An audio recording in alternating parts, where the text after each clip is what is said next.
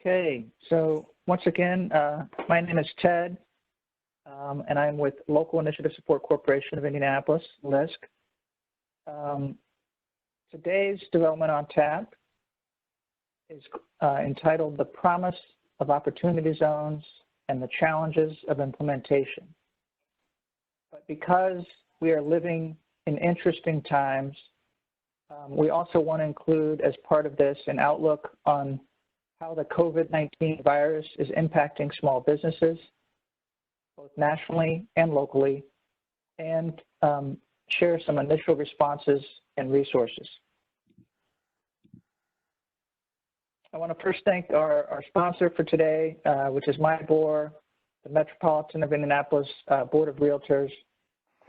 Thank you for your sponsorship, and really thanks for your leadership in thinking through how opportunity zones can benefit communities in Indianapolis. So we have a good panel today. As LISC, I'd like to say to everyone that I hope that you are staying healthy and well, and that all of your families are well, and that together with your community, and we hope we're a part of that community, we can get through this tough time. From the LISC perspective, we have been reaching out to all of our partners at the neighborhood level, really connecting with individuals and organizations that are going to be on the front lines of a neighborhood response to COVID, both from a food access standpoint, from childcare, and specifically around small businesses. So today we're going to talk about opportunity zones, but we're also going to talk about kind of a citywide response to COVID as it relates to small business support.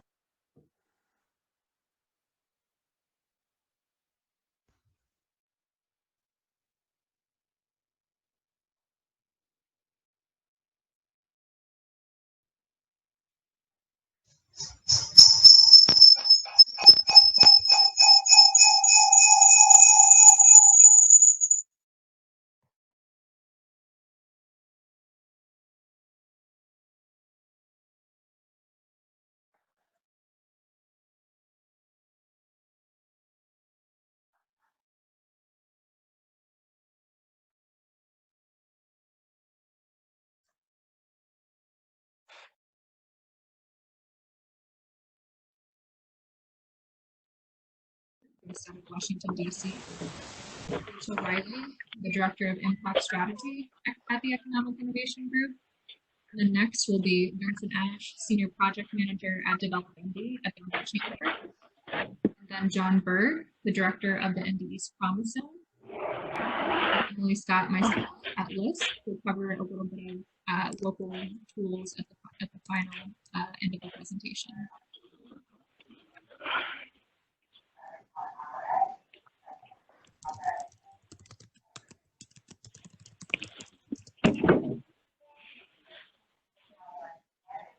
Okay, this is Kenan Fikri with the Economic Innovation Group. I didn't quite hear everything that you were saying, Emily, but my master mute just came off, so I am going to jump right in. So feel free to raise an objection if that's wrong. So thanks everyone. Thanks everyone for tuning in. As Emily said, we're a DC-based think tank and advocacy group that has been involved in opportunity zones since prior to conception. So we helped kind of build an intellectual foundation and data framework for the idea to build a need case, and we created a bipartisan or worked to drum up a bipartisan consensus around this idea. And then as a hybrid research advocacy group, also worked with some really thoughtful partners on both sides of the aisle in Congress to get it passed. And we've been trying to turn it into something impactful in the 2 years since it did. So we're really happy to be talking with you today. But if you want to go to the first slide of the EIP presentation, I think first I'll give you a bit of an update from DC about the COVID-19 response, and we'll begin with that actually, and then segue into how we think that may influence the course of the opportunity zone market. So at the, you can go back to the other slide first.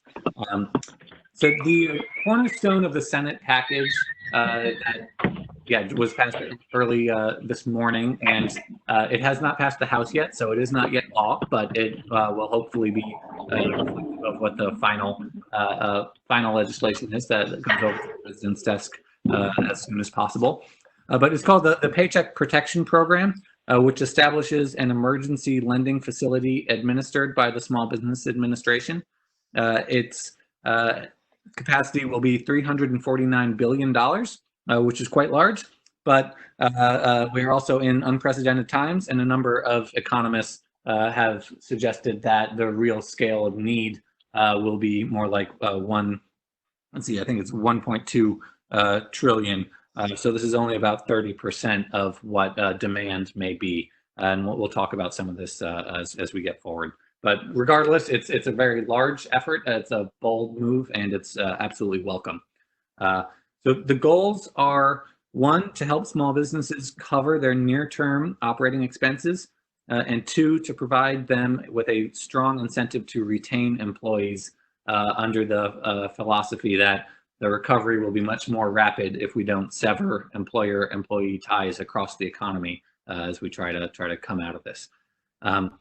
It's really designed to replace revenue during this phase of economic hibernation that we're in. So who's eligible for this emergency lending facility? It would be small businesses and nonprofits with under 500 employees. It would provide federally insured, partially forgivable loans. So in a way, it's being called a loan, but in many respects, it may look more like a grant that just provided money that many firms don't expect to ever make up in order for them to stay in business.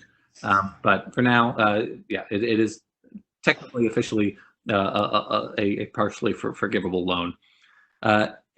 So companies can get up to $10 million or the equivalent of about 10 weeks of payroll. So whatever's less, and the real measure in the legislation is 250% of average monthly payroll, or $10 million, and that's payroll broadly defined as benefits, etc. So it's a pretty generous package for small businesses to try to keep them afloat. Terms would be 6 to 12 month payment deferral on making the loan payments, fee waivers for origination, a streamlined application process, although some of you may have seen that the SBA emergency lending websites were down earlier this week, so we'll see how much that matters in practice. And as I said, be eligible for forgiveness equivalent to really the sum of the covered operating expenses during the duration of this crisis. So effectively, practically for many businesses, it may end up being a grant. So one wrinkle that's in the Senate version that I personally hope gets ironed out is that there's no, companies don't have to demonstrate harm in order to benefit yet. It's taken as good faith, which means that some businesses that don't need this coverage crowd out ones that desperately do. And I don't know if that's intentional or if that's an omission that they're going to work on rectifying or what. But to me, that's especially given that we don't think it's quite large enough. And this would be retroactive to February 15th for businesses that started to get impacted quite early, and they'd be able to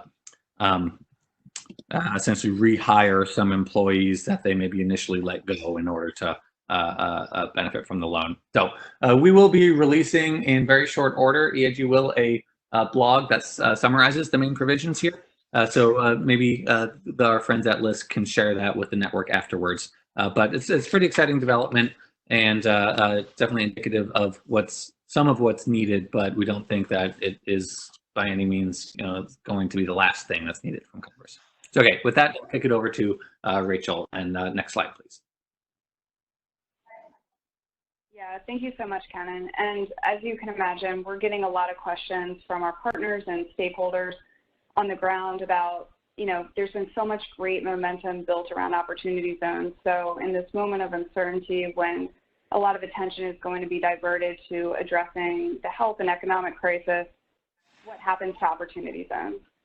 And our response really has been that this is a great moment for folks to both double down on opportunity zones, learn from the lessons of some of the great work that's been done by communities that are leading through opportunity zones, as well as a great opportunity to return to the original sentiment of the policy, which was really to drive capital to the places where it's needed the most to strengthen communities.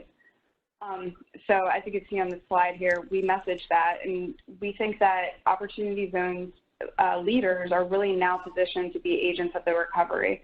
A lot of the early grant assistance and debt relief packages that we're seeing come out of cities and states right now are being driven by the same folks that are in charge of driving opportunity zone strategies for those communities. And some examples of those are in Atlanta, Invest Atlanta. They just delivered a business continuity loan fund, so it's 0% interest, deferred loan terms. But the Chief Opportunity Zone Officer sits at Invest Atlanta. Very similarly for DC, as well as Opportunity Alabama.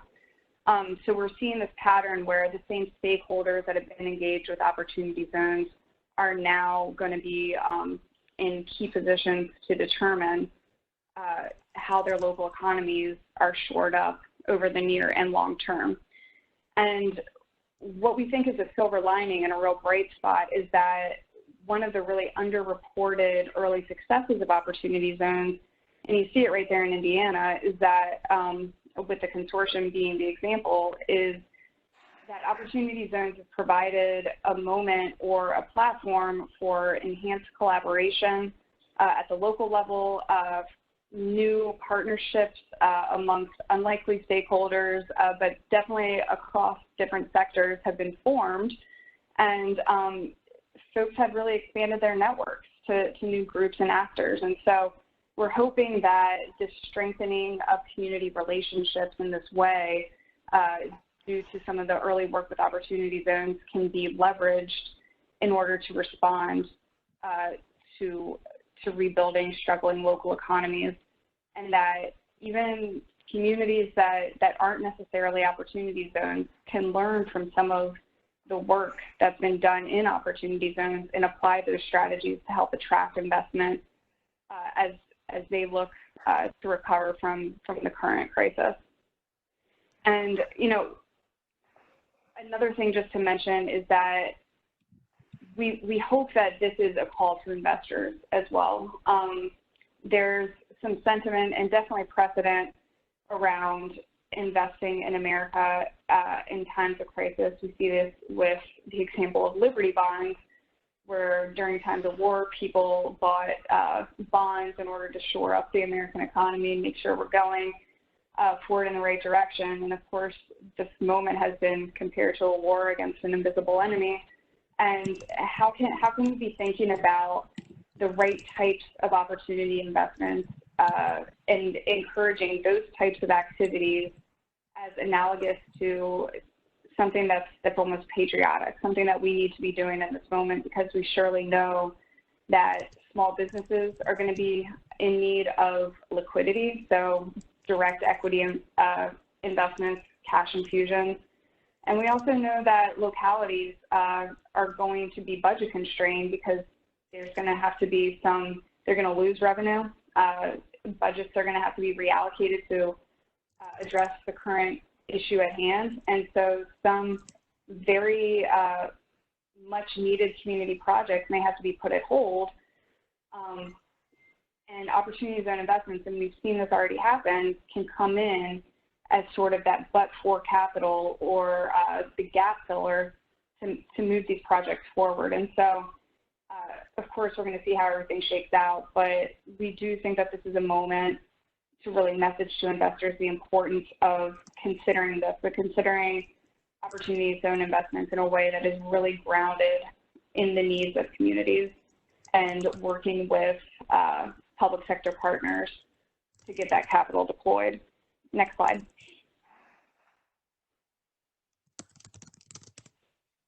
And just so you all know, EIG is going to remain committed to both opportunity zones, as well as just figuring out how to ensure that small businesses are not left out of this current economic recovery. We also posted a blog yesterday or the day before about lessons learned from the last Great Recession, and this is just an example. Last week we put out a proposal for what type of lending or debt relief would be needed in order to help these businesses, but we'll continue to be putting out some pieces like this, working with policy leaders both at the federal and local level to ensure that you know, small businesses remain solvent and that this doesn't become very literally the death or extinction of small businesses along main streets throughout the nation. Next slide. And again, a lot of this is what I just mentioned. You know, there is some reason for worry, and this is where a lot of the questions are generating from with all uncertainty, and this is across the board, not just for OZs, but we are in uncertain times, and so there are some timing concerns or timing considerations with the OZ program that people are trying to figure out, deployment requirements, trying to get clarification on whether there's extensions, trying to figure out whether or not the working capital safe harbor for federally declared disaster areas applies as states are declaring federally declared disasters, and just trying to figure out what investors are thinking and what the market is going to respond to. But again, as I said, I do think that there's reason for optimism because, you know, with the stock market doing what it did, you know, gains were realized, and folks will be looking for a place to place those gains, and so opportunity zones and opportunity funds present a vehicle through which to do it. The policy was created and designed to encourage long-term investments, and so as folks look at sort of safe products to put their money in, this is a 10-year investment that has, you know, less risk associated with it in that way because it's an investment over the long term. And again, I think it's a real moment for folks to realign with the original intent of the policy and see this as something that they can be doing for their communities and small businesses in this moment where there's going to be a lot of need for private sector investment. Next slide. And I'll turn it back to you. Okay, thank you, Rachel. So this shows us, if you're not following a Novogradac and Company's either Opportunity Fund listing or their blog series with the latest intelligence on the market, I highly recommend that you do. So we lifted this from them, and they're creating, or right now they have a survey that is issued every month or couple of months of funds that have, you know, self-reported to Novogradac. So as many of you know, there's still no national reporting requirement, or let alone directory or centralized points. So we're left on entrepreneurial actors such as Novogradac trying to provide that market data, and it's only a partial picture. Of course, it's generally funds that are trying to raise outside capital rather than kind of single-purpose, closely held opportunity funds, but in general, you know, very conservative estimate of the market. By January 2020, over $7.5 billion had been raised by OZ funds, and 308 different funds of all kind of shapes, sizes, specializations, and geographic footprints are represented here in the Novogradac survey. So, you know, the OZ market is here. It's large. It's going to, you know, it will likely look significantly larger when we see February and maybe early March data before the COVID-19 era. And, you know, the market's maturing as well. So more investors are aware of OZ investment vehicles. They are more familiar with it, and more kind of applications are being discovered and more expertise is being built. So it's, you know, kind of where you would expect us to be 2 years into a market that has only, you know, had final regulations to regulate it for, what, 2 or 3 months at this point. Next slide. And this gets to kind of the longer term time horizon, regardless of COVID-19, right? It was, I think, an early misconception at the outset of the OZ policy that it was kind of 2019 or bust because of the structures of the incentives. But really, investors have the ability to enter into an opportunity fund, making an OZ investment all through the end of 2027. Really, they don't get any deferrals past 2026. But even if they get in in 2021, they may get a 10% reduction on the tax bill that they defer to December 2026. So there are significant tax benefits to using opportunity zones that last long into the future. People will be recurring capital gains every year throughout this window. So really don't think that you've missed any opportunity zones boat, I guess, is the key takeaway here. There is a long time to get an ecosystem in place, become confident and informed as an OZ actor, and still see this deliver, hopefully, for your communities. So next slide. As I mentioned, the final regulations weren't published until just before Christmas. For some reason, they seem to love to do this to us, which is unfortunate. But now, the market finally has clarity on a lot of big picture questions that were really fundamental to a couple different things. So one, to create opportunity funds that really were more diversified across projects than really single project, single purpose vehicles. And two, that made it practically possible to invest in startups and directly into businesses rather than just real estate. So that side of the market had really been on hold, awaiting regulations on how you geolocate a business based on where its footprint is, and big questions like that. But helpfully, the final regulations also contained a number of favorable rules for localities. So, and these rules can give localities some influence on the market, which I think many of them were yearning for. So one, property that local government entities contribute to an OZ deal can be considered original use. So practically, this means that the substantial improvement test is waived if the public sector is kind of offloading, a blighted property or something that they've acquired and no longer want to have on their books. They're incurring expenses maintaining it, etc.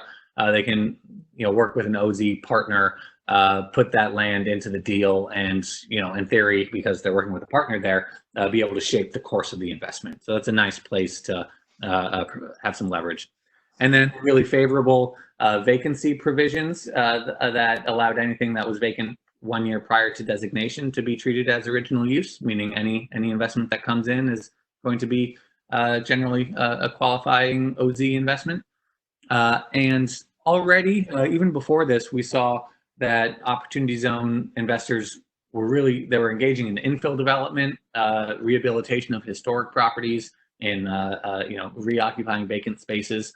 It really seems to be that OZs are kind of tailor-made for filling in the gaps in the fabric of many of our communities. The more parking lots that fall in the centers of our downtowns and all, I think the better. And this is seems to be a real niche that OZs has landed on. So that's great.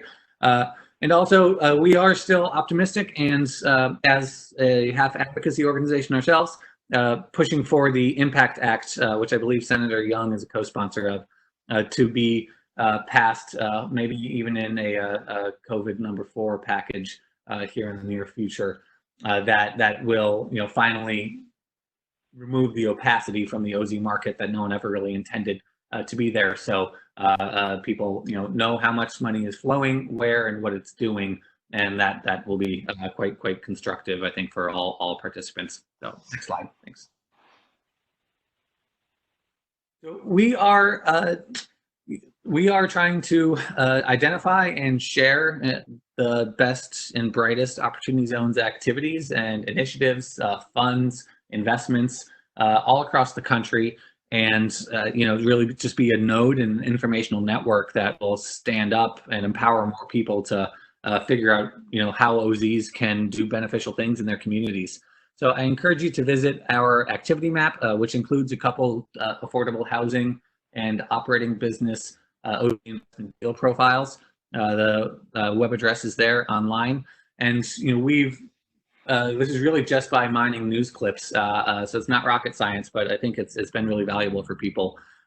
We've populated this map with a couple hundred different entries so far that you can see where affordable housing, historic preservation, clean energy, agriculture related, rural, all sorts of different thematic investment categories are taking place, and dig into the deals and see maybe find some inspiration or some applications for stuff you're doing too.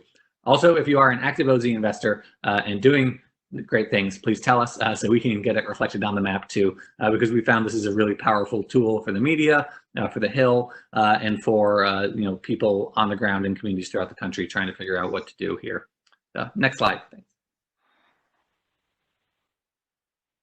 Okay, Rachel. Yeah, thanks, Kenan. And I'm being reminded that right now it's only a dial-in, so folks can't see our slides, and that the slides will be shared afterwards as well as the recording. So just in case folks aren't grounded into the material we're sharing, that's what's happening. So what Kenan just shared as far as the OZ activity map also displays the different types of investments that are being made. And really, one of the critiques around opportunity zones is the wide range of activities that can be financed, and so maybe there aren't those proper guardrails around the types of activities that can receive equity investments. But the policy design was meant to be flexible in nature, just given the different needs of communities from urban to rural locations, even amongst those similar typologies from state to state. And we hear that quite frequently where, some communities are in desperate need of affordable housing. Other communities, they haven't seen new housing starts since the 80s or 90s. And so as they look to attract new employers, all they really are looking for is market rate housing, starter homes for families, because they know that that is what employers are looking for as they're considering different communities to locate, either expand into or locate new headquarters. So I just want to ground us into the fact that different communities need different things, and the activities and investment activities we're seeing very much reflect that, and that was always meant to be part of the policy design. And we do think that Treasury has implemented through the regulations guardrails that have limited SIN businesses, SIN activities that solve for that a little bit, but of course that list could be expanded based on practices that we've seen thus far. But to give you an example of some of the types of investments we're seeing, we are seeing investments in businesses, so both startups and current operating businesses, so expansion of those businesses, investments that will help businesses or investments in the actual infrastructure of those businesses, housing across a broad spectrum. So we are seeing affordable housing deals being done, affordable housing deals with the low-income housing tax credit, as well as just workforce. So that 80 to 120% of area median income seems to be a real sweet spot. We're seeing it done just as straight, 100% residential. We're seeing it done as mixed use as well.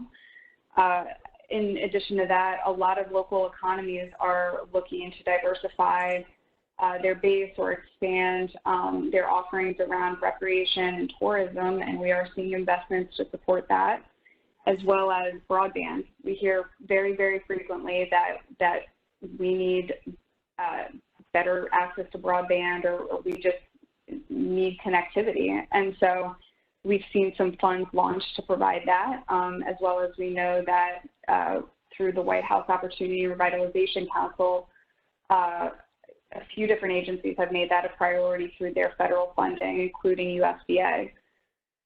Investments to promote agriculture, as well as a lot of engagements with anchor institutions and communities, so through universities as well as healthcare providers. So an example of that is Metro Health System in Cleveland made a $60 million investment right outside of their major medical center to provide affordable housing, a new employment center, and they're working with the community to figure out what additional sorts of neighborhood serving retail could be provided within this sort of multi-phase development. But they see that as being in their best interest because they want their community to be healthy. They want it to be dynamic, and they understand the connectivity between that.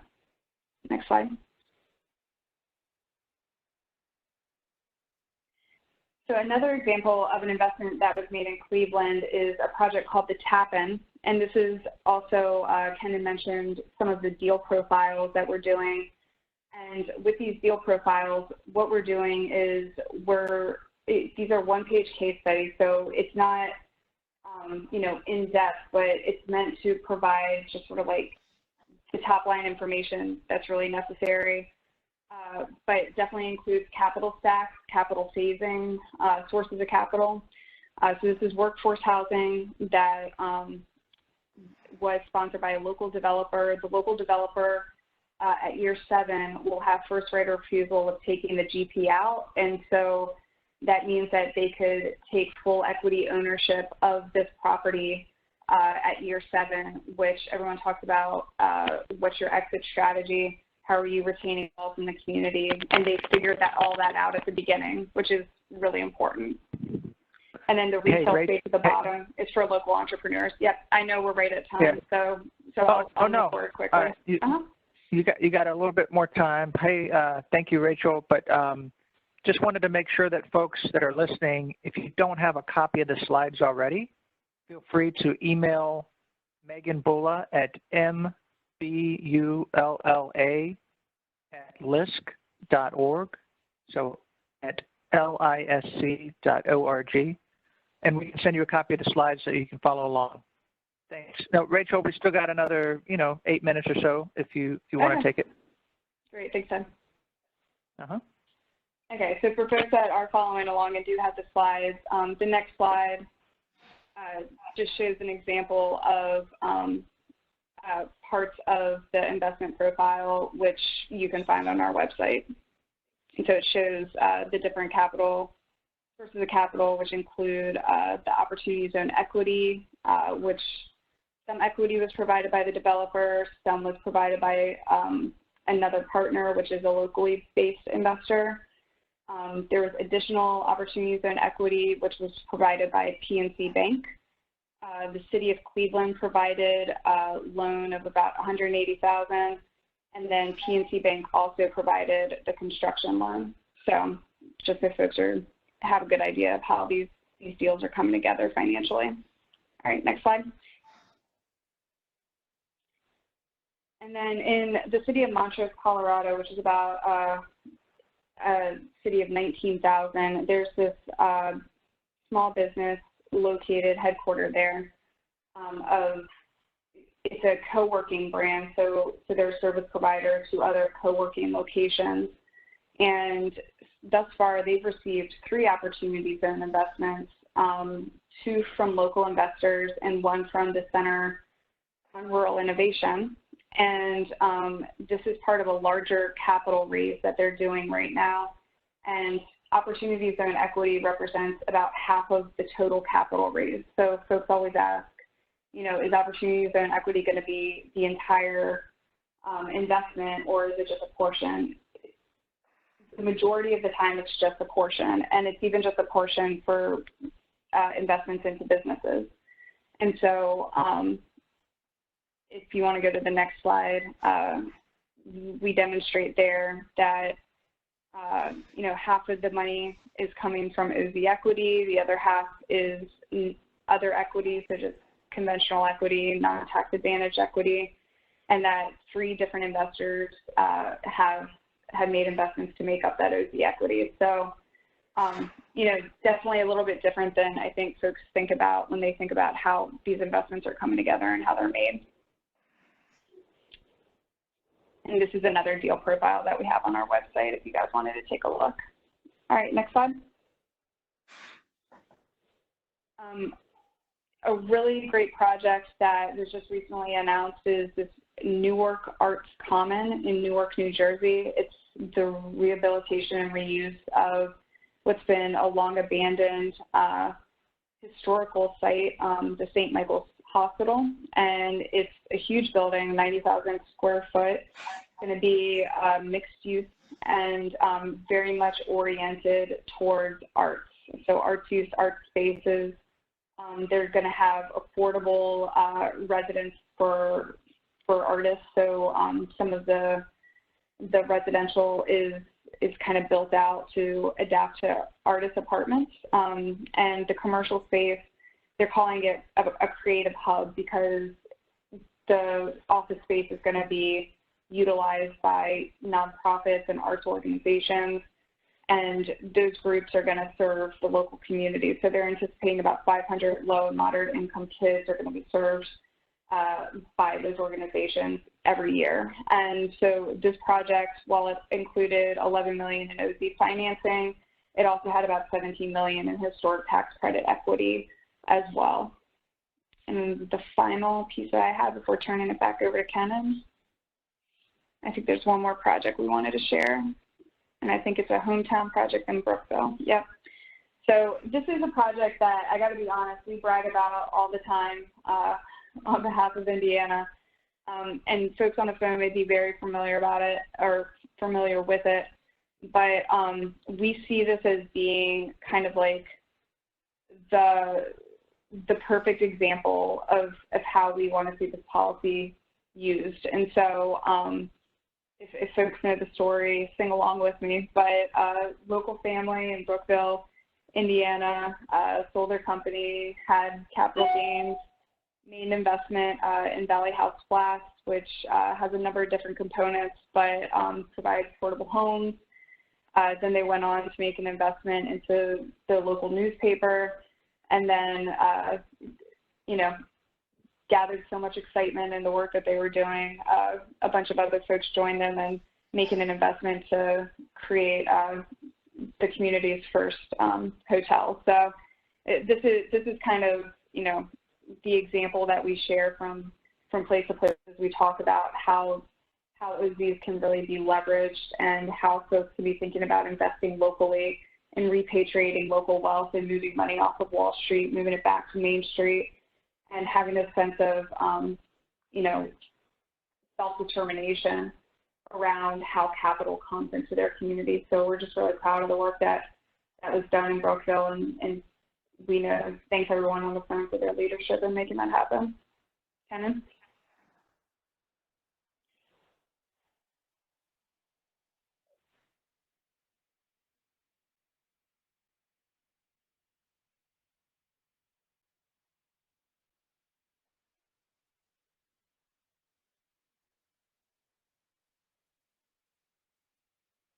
Does anyone else hear Kenan?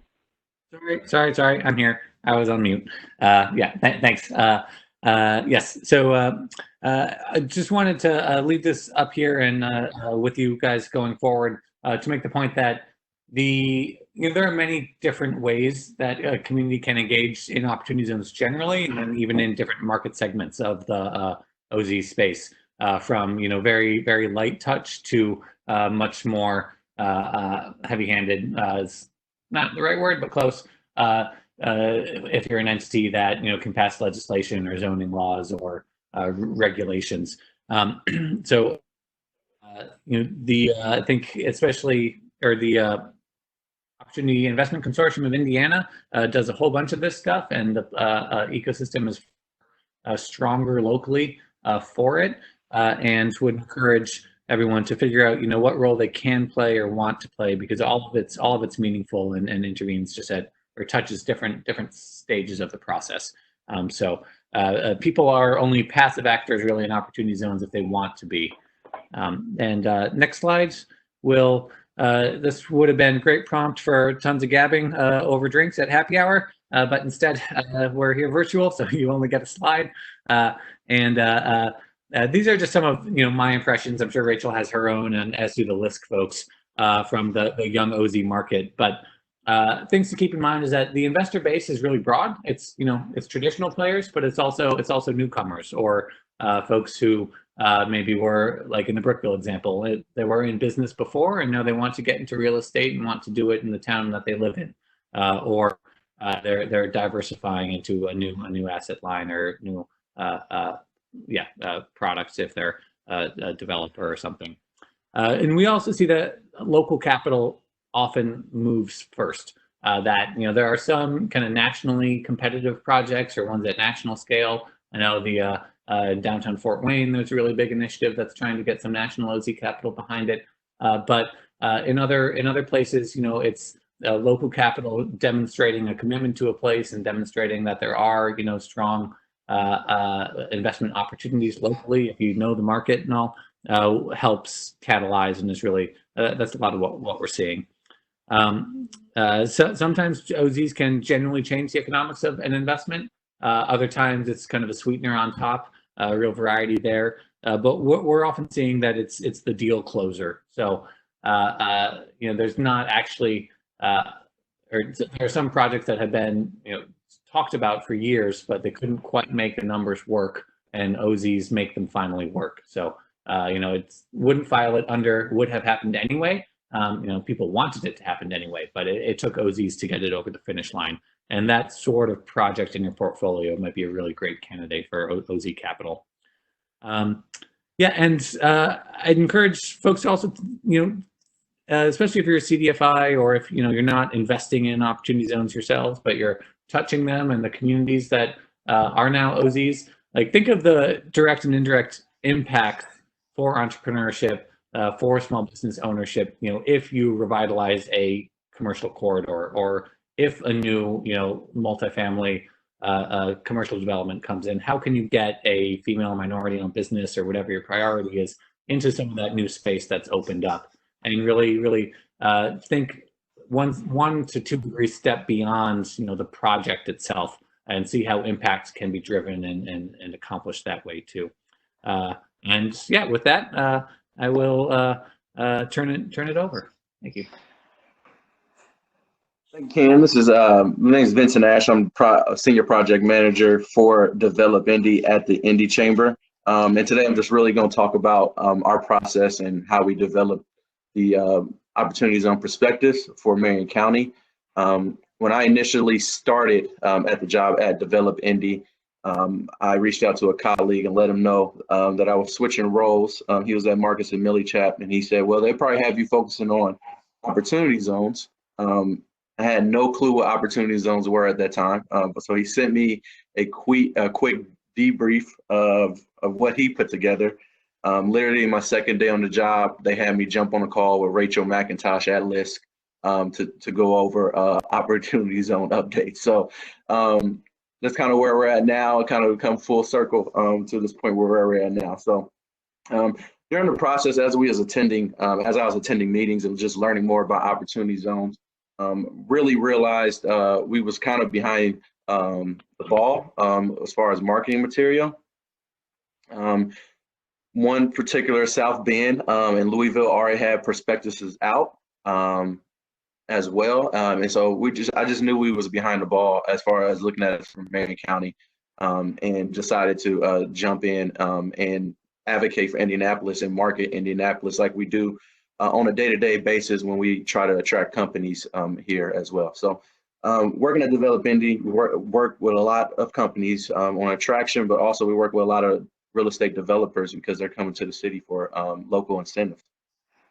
So that was the process that we thought. We had most of the material already at our disposal for especially quality of life. And if Megan, you could go ahead and start sliding through some of our marketing materials.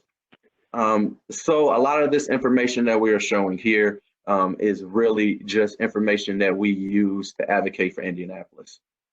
We talk about all the quality of life aspects that you can have. We talk about our education pipelines. We talk about our workforce partnerships. More than anything, we talk about the collaboration that we have as a city, and how we could bring so many different partners together to make companies be successful. So we utilized this and we wanted our perspectives just to advocate and to market Indianapolis as a whole. And during this process, we wanted it to make it as collaborative as possible. So starting out, what we did was focus on narrowing down the census tracts into distinct geographies. So with that, we decided to come up with these 9 that you see on the screen, which consist of downtown, near east, far east, Lawrence, near north, White River, International Marketplace, airport, and there are also some pockets on the south side as well. Next slide, please. So overall, what we wanted to do in each distinct geography is to focus on, one, the demographics. We utilized the state's, the IEDC Zoom Prospector tool to pull a lot of demographic information, which pulls directly from census reports. And we used the radius to kind of help define that those terms. We also highlighted top industries and just gave an overall picture of what each geography was overall. We also really wanted to hit on notable projects and trends that are happening, or recent announcements that are happening in each area specifically. And we just wanted to highlight if we go to the next slide, and with that, just highlight different opportunities that you could build off of the momentum and the projects that we already have going forward. And in downtown area, we listed, retail development. We listed corporate headquarters and, canal activation. I mean, there's so many other possibilities, development along the White River as well. So there's a lot of opportunities in our downtown, and we wanted to highlight as much as we could the potential that downtown has. So if you go to the next slide, you can actually page through one more right here. Go back one more, I'm so sorry. So we really wanted to highlight our community contacts. Like I said in the beginning, we did the same demographics studies, notable projects and trends, and opportunities for each different distinct geography, but we also listed the community contacts and resources in those areas. Like, it was a very collaborative approach. We involved the community and different CDCs and organizations that are working in these regions to provide feedback on their specific areas. And we really wanted that, and we took that approach. Most perspectives were done by a consultant, which is outside of city, municipalities, or organizations. Our perspectives was done all in-house. So this was a very collaborative approach with us and other partners and the city of Indianapolis to get this marketing perspective out into the public and into the hands of investors, which has been well received. Many investors, especially real estate developers, love this, our perspective, and love the insight. I get a lot of calls just wondering about other projects that are happening in Indianapolis and what they could do to capitalize on it, potential sites that developers and companies may be looking at as well.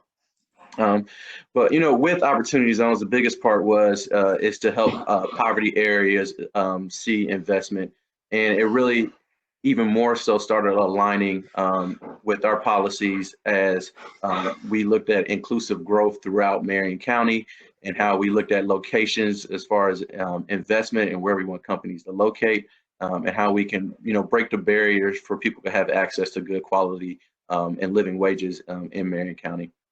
So that was kind of the process that we took at Develop Indy Chamber to advocate for Indianapolis and to get this material into the hands of as many investors as possible.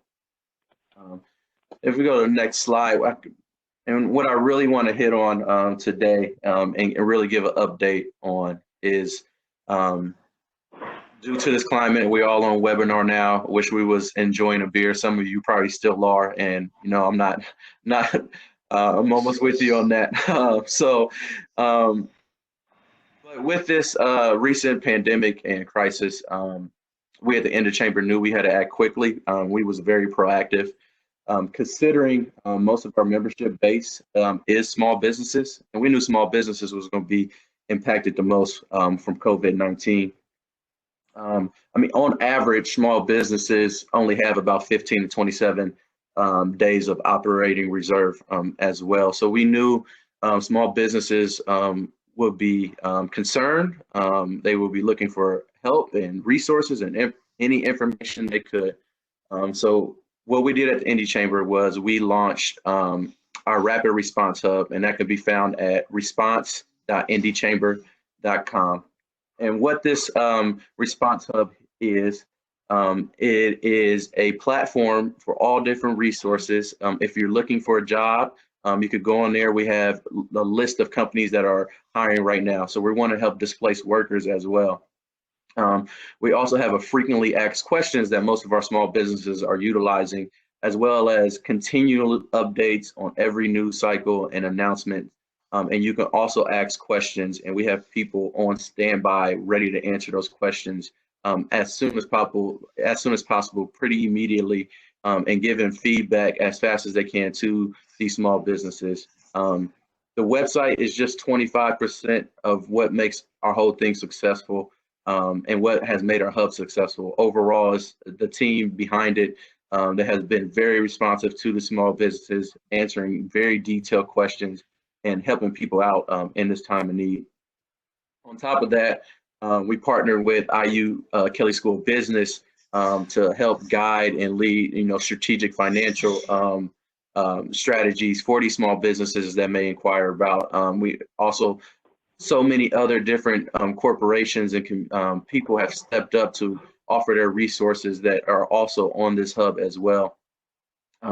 And you're getting feedback from a live person. So we at the Chamber operationalize this hub pretty immediately and effectively.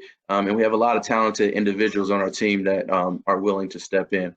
On top of the hub, if you go to the next slide, what we really wanted to focus on, what we knew was what small businesses was going to need the most was access to capital.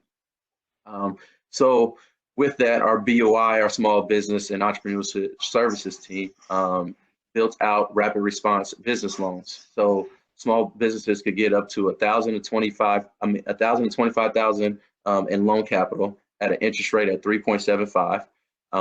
It's available for startups or existing businesses in Marion County.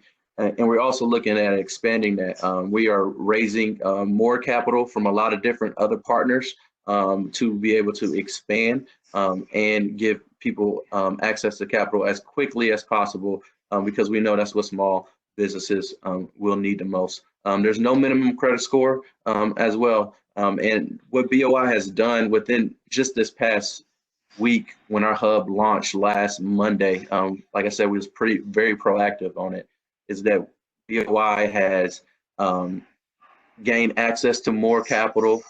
BOI has also added capacity on the team so we can help administer these loans in a very fast capacity. And that's what we look to do going forward, especially over the next course of the next few weeks, is to give these companies and businesses, entrepreneurs, access to capital as quickly as they can to help them survive during this crisis, because we know they're the most impacted. So that's what we're doing as far as on our end, as far as Indy Chambers for opportunity zones, and of course COVID-19, which is the main priority of what we're really focusing all our work on at the Chamber. I mean, myself specifically, I work on economic development projects, but have started helping the process as far as loan documents and acquiring those from different people, the applicants that are applying, and helping expedite that process a little bit more. So a lot of people are jumping in and helping out where we can. Like I said, we got access. We're gaining access to more capital every day for BOI to administer these loans, and then adding capacity to help facilitate it. So that's pretty much wraps up my take of what we're doing at the Indy Chamber. I'd like to thank you. Again, if you have any questions, feel free to jump on our rapid response hub or shoot me an email at vash@indychamber.com. Thank you.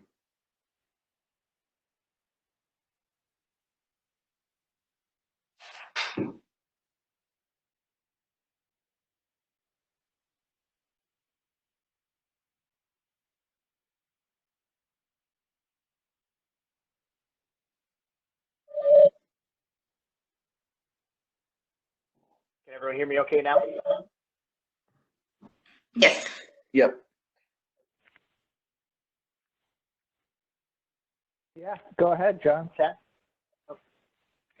I'm not sure.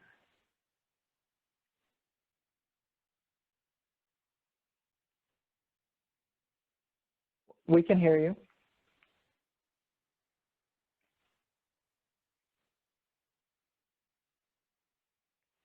Or we could hear you. How about now? Yes. Okay. Go ahead and go to the next slide.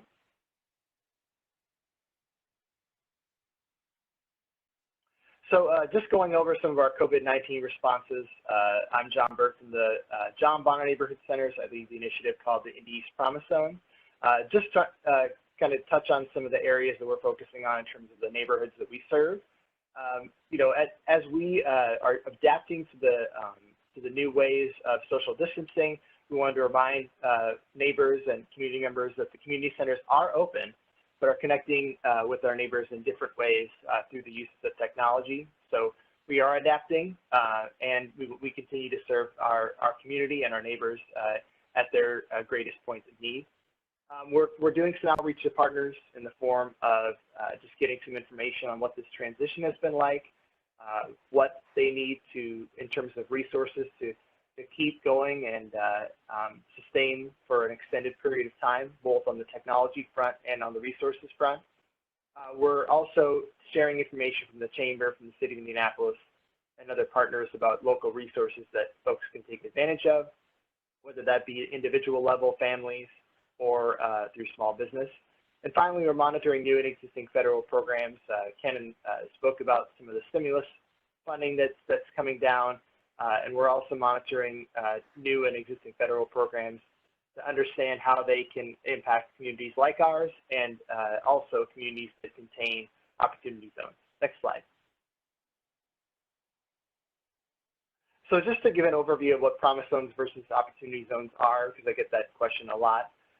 This map kind of lays out what some of the benefits and inputs are.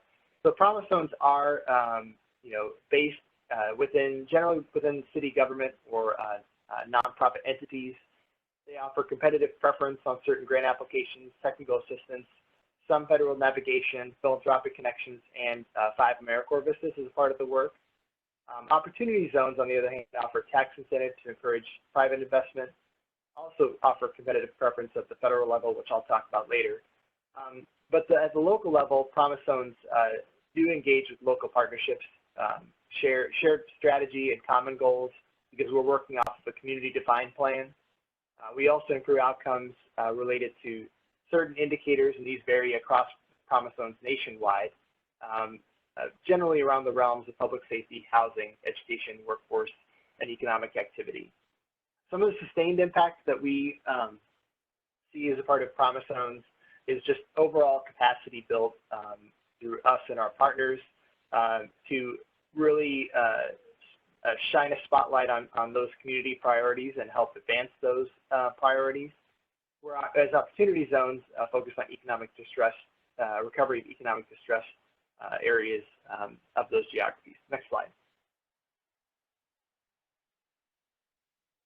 So just kind of to take a page out of Vincent's book, you know, we did base our opportunity zone prospectus off of the Chamber's work. We felt we didn't want to reinvent the wheel too much and wanted to focus on the area and geography that closely resembles the promise zone geography, which is in the red outline on the right. Next slide. And just to give you some ideas on what we wanted to convey as a part of our strategy, this is one of our pages that we wanted to articulate. talking about the areas in which we value, and those areas are innovative infrastructure, commercial, district development, arts-based community development, and then reducing serious and violent crime. We want to give investors an idea of what our priorities are so that there isn't any confusion about our priorities as a community. Can you tell me what slide we're on so I can tell the participants?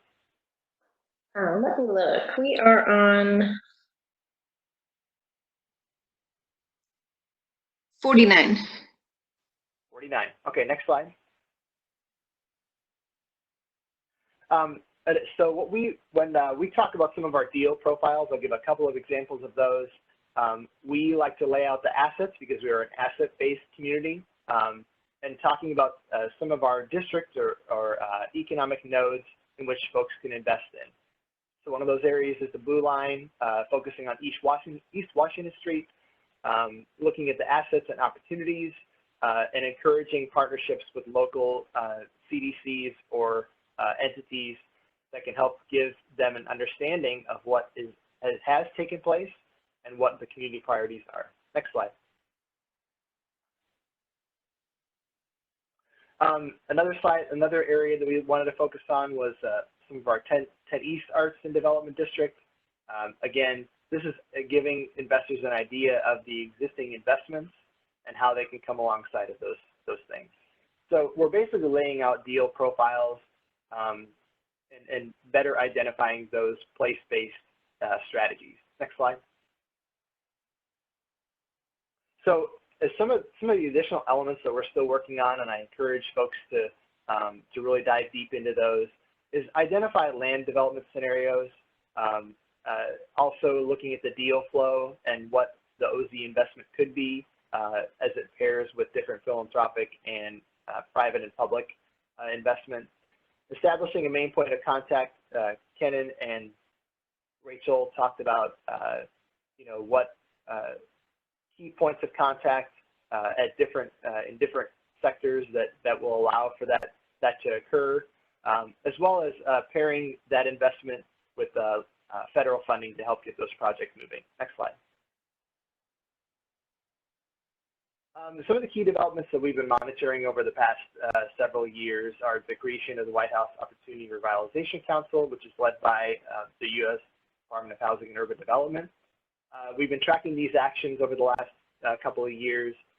They're now up to 234 completed actions, and those include everything from the creation of a website to give folks an indication of what that looks like, technical assistance opportunities, and also federal grants that prioritize and give competitive preference to projects in opportunity zones.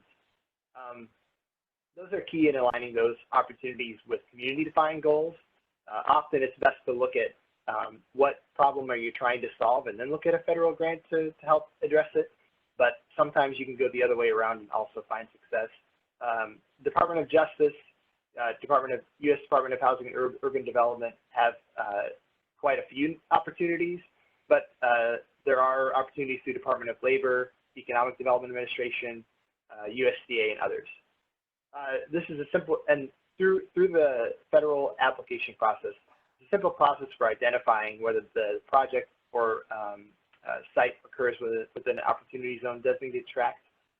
You just have to identify that number and add that into your grants application. Next slide. So just some areas in which I wanted to convey to the audience some of the resources that we take a look at. And again, these are in the slide deck that will be included at a later point, or if you want to email Megan, is the grants opportunities page, which we not only have on our Promise Zone website, but it's at opportunityzones.hud.gov. EDA also has a website that gives information on those programs because they're very active on the Opportunity Revitalization Council. Finally, grants.gov on their next refresh will begin to include grants with Opportunity Zone preference. I'm not sure if that refresh has come out due to the current situation, but it was supposed to be part of the March refresh. Stats America, in partnership with the Indiana Business Resource Center, has also produced an Opportunity Zones map. And then finally, the final Treasury regulations, which Kenan went into, identifies areas for to determine small business investment. Next slide. That's all I had. I'll hand it off to the next person. All right. Thank you, John. Can everyone hear me? Yes, we can. Great. So my name is Emily Scott, and I'm with Local Initiative Support Corporation. And at LISC, I sort of oversee our economic development work here in Indianapolis, which includes our small business lending resources and kind of technical assistance programs that we work with partners throughout communities to connect to small businesses and revitalization strategies. Next slide, please. So today we wanted to take just a couple minutes to introduce a few small business loan programs and grant programs that could be of interest to small businesses that are specifically impacted by COVID-19. In particular, we wanted to introduce the Kiva crowdfunding microloan platform. So since 2015, LISC has partnered with Kiva, which is an international crowd lending platform, to provide over 260 small business loans totaling over $1.6 million in micro grants and micro loans. Kiva loans are zero interest and zero fee to the borrower and can go up to $15,000, which is an expansion of the prior amount, the maximum, which was $10,000 before COVID-19 hit. The increase was really to try to make the loans more accessible to businesses at this time. Kiva loans are crowd-funded by people from around the world who can lend as little as $25 to support small businesses. With a Kiva loan, businesses can keep their doors open, pay employees, purchase inventory, and other supplies as business resumes. In Indianapolis, we have a dedicated matching fund where LISC provides matching loans dollar for dollar as loans come in from the crowd. So as an individual who might want to support a small business would make a small loan of $25 or $50 to that business, LISC will match that loan so that that borrower can meet their loan goal faster. Next slide.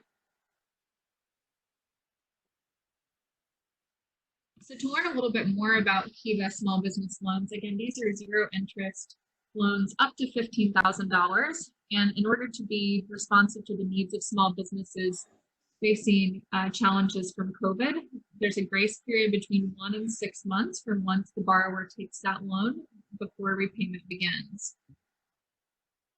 Kiva relies on social underwriting, so the borrower really is not necessarily going through the same level of financial underwriting that they might go through with a bank or some other loan programs.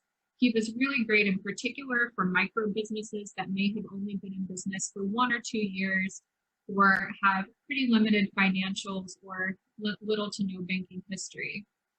These microloans, which rely on social capital and kind of social underwriting, require the potential borrower to get 5 to 15 lenders in their personal network to provide a loan of $25 to them before anyone in the world could then lend $25 to that borrower as well.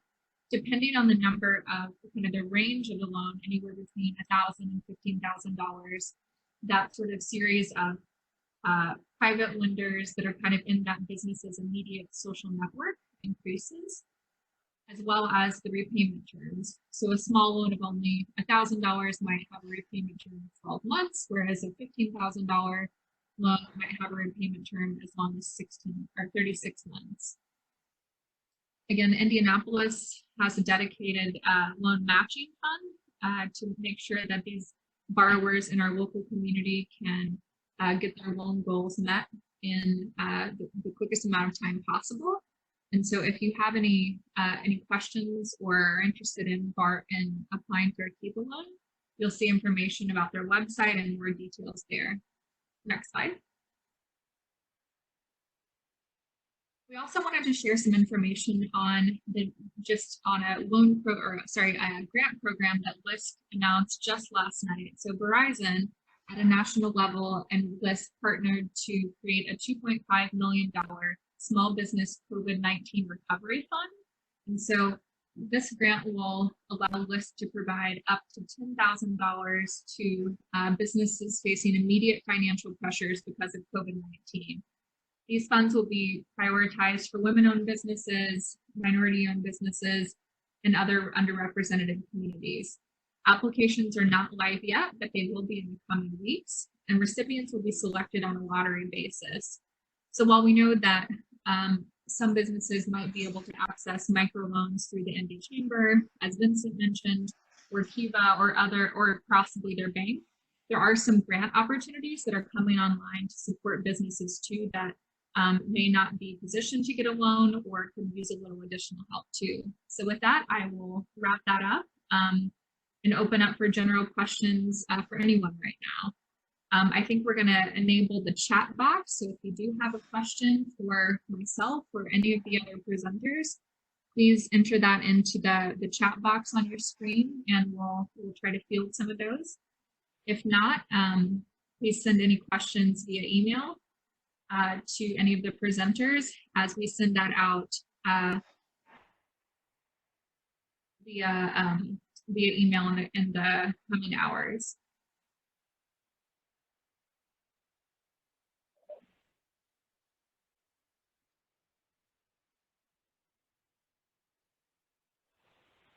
And I just unmuted all lines, so anyone on the phone should be able to jump in.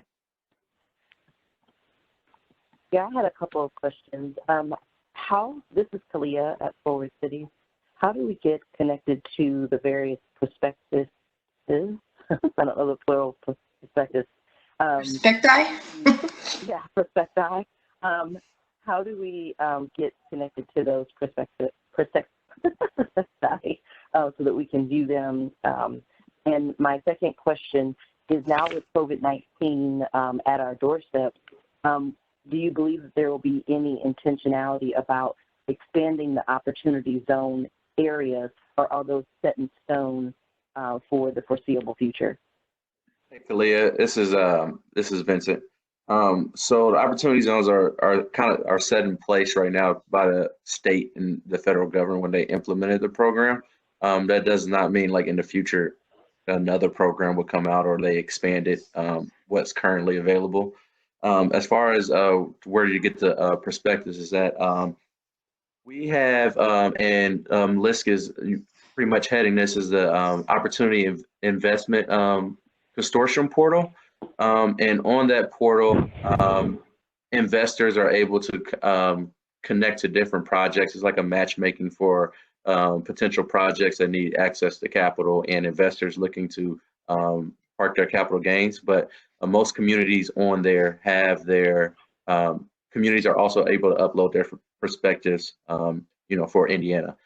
So that's a good tool. As far as mayor and counties, we do have it on our website as well, at indychamber.com. And you can pretty much just Google Indy Chamber and opportunity zones. It's usually the first link that pops up. Thank you, Vincent. I do have a question. My name is Dwayne Bryant, and I actually went to the Small Business Administration downtown, and I think they're linked with the Indy Chamber. And the BOI loans, she was saying that the lady I met with, that they do not give out loans that cater to real estate. They don't give out loans for real estate. So I was going to check with the Indy Chamber to see if that BIO loan, do they deal with loans going toward real estate investing?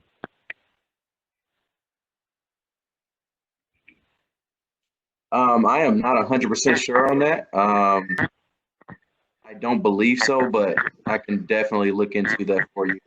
And if you want, if you could shoot me an email, and my email is vash, so that's VASH, at indychamber.com. Okay. And I'll get that Thank information you. for you. No problem. Okay, thank you so much. This is Emily from LISC. I will just pop in and say that LISC does provide real estate loans. So we just shared a couple really small kind of microloan programs for businesses as a part of in specific response to COVID-19. But if you're interested in doing larger real estate development, whether that's commercial or residential, LISC provides a variety of different kind of lending for real estate development. So if you go to lisc.org, you can learn more about those lending tools there. I'm sorry. LISC.org. Okay. Thank you so much. Definitely.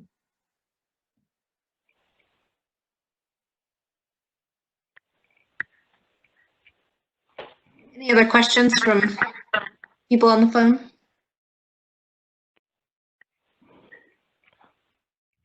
Not at this time for me.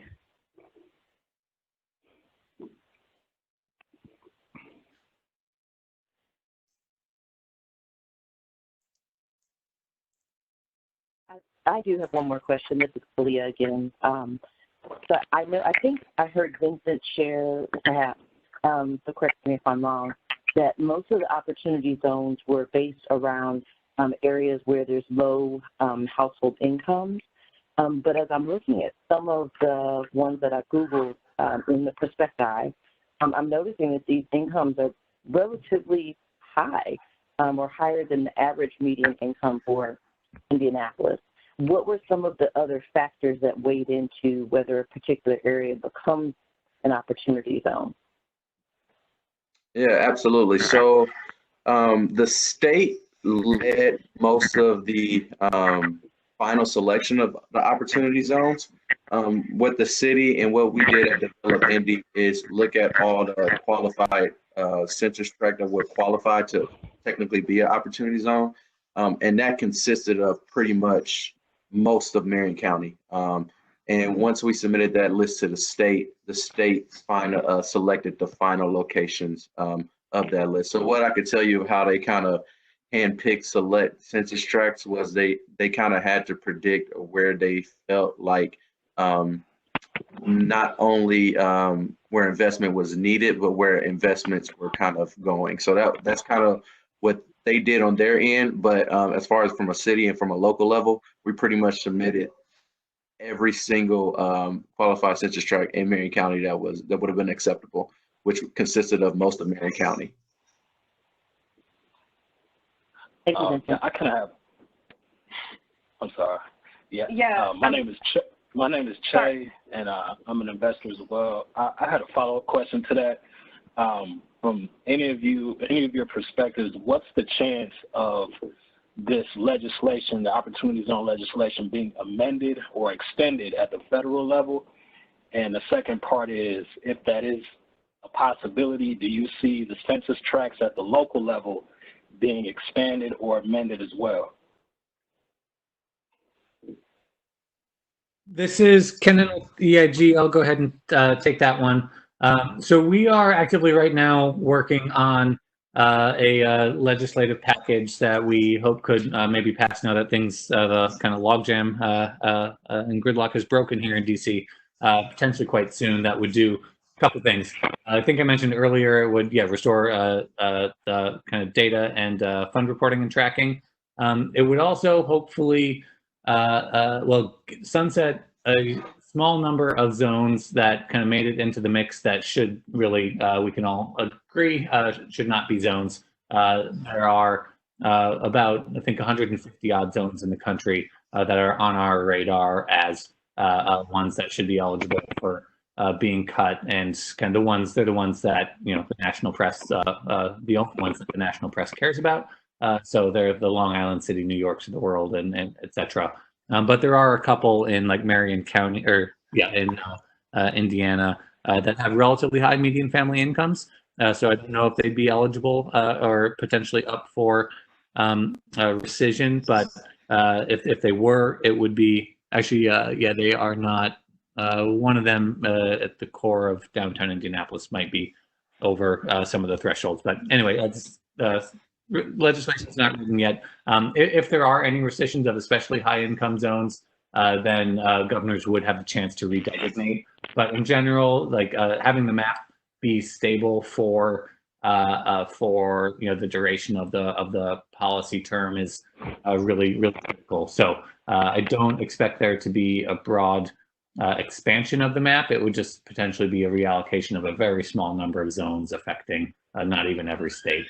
There are, however, each time a disaster strikes, and coronavirus is a disaster, some senators or representatives think about, trying to get disaster areas to be opportunity zones. There may be interest in that. And we'll see how this recovery unfolds from the current crisis. So there could be opportunities to expand there as well. And then some of the other things in the legislative package that might come through would be potentially a one-year kind of extension of all the dates fixed in the legislation, just given how long it took for the regulations to be written, so the market can kind of respond and act naturally as originally envisioned. And then potentially an expansion of some businesses to get the self-storage units and some other stuff that's not particularly savory out of the mix that just Forrest didn't think of initially. So that's where things stand. Thanks. Yeah, and Kenan, this is Rachel. Just to add to the point made earlier about some of the higher income areas. In Indiana, there are only 6 opportunity zones that have a threshold of 120% as median family income or higher. And so as the gentleman was talking earlier about the designation process, all of the census tracts are capped at that low income threshold. There were some provisions that allowed for contiguous tracts, so census tracts that didn't meet those definitions but were adjacent to low income tracts. But on the whole, within the state, there's only 6 opportunity zones that are sort of deemed high income or have a high median family income. So there may be a prevalence of outliers in the communities that you're looking at. And so would that mean that perhaps we would need to work with our state senators to get those things on their radar as reallocations and things of that nature come about? Correct. Yeah, under the proposal that Kenan was speaking about, if there was legislation that moved forward to sunset some of those higher MFI census tracts, then a redesignation process would, I would hope, would include public input, and you would very much want to be involved in that. Thank you.